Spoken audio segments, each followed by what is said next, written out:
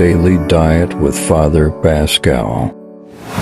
The glory of the latter house shall be greater than the glory of the former. This was the prophecy of the prophet Haggai, chapter 2, verse 9. It means that the Lord Almighty promises that the future temple will be greater than the previous one. That was the temple that the people of Israel adored with all glory, they adored with all their hearts. Today, Sunday, we witness the fulfillment of that prophecy when we saw Jesus Christ, the new temple of the Lord, entering to meet his people in the old ancient temple, which signifies Jesus Christ displacing the old temple and replacing it with the temple of his own body.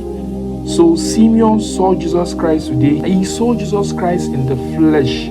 This represents and shows to us that Jesus Christ is the representation of that old temple that was spoken about, which was physical, in person and in flesh. Now, the prophet Simeon and the prophetess Anna, both of them represented the Old Testament.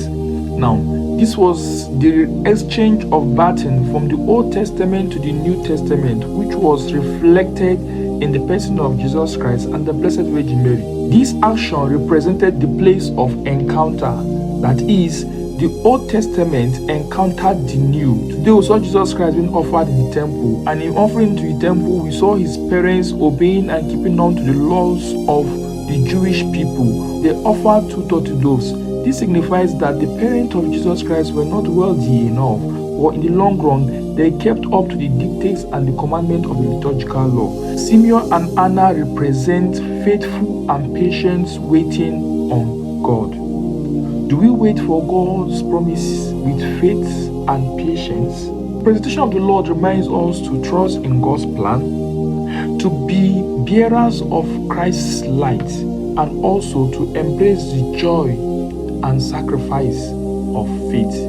In Simeon's prophecy, Jesus Christ was to be a light for the revelation of the Gentiles, and it was going to be a sign of contradiction that will be rejected by men. So being a sign of contradiction is that the world is not prepared to receive what Christ was going to come with. So Jesus Christ was coming with truthfulness, Jesus Christ was coming with hope, Jesus Christ was coming with faith, and Jesus Christ was coming with purity in the world. Now he was to be a light to the Gentile. So Jesus' light to the Gentile is a light that dispels all forms of error from the lives of those people out there who are still wallowing in evil and in great sin. So being a light to the Gentiles shows that Jesus Christ has come to bring a light to the whole of humanity. That light is encompassing. It shows that everybody is welcome to the call of salvation. His light is encompassing. It's a light of repentance, a light of conversion, and a light that draws the whole of humanity to Christ himself.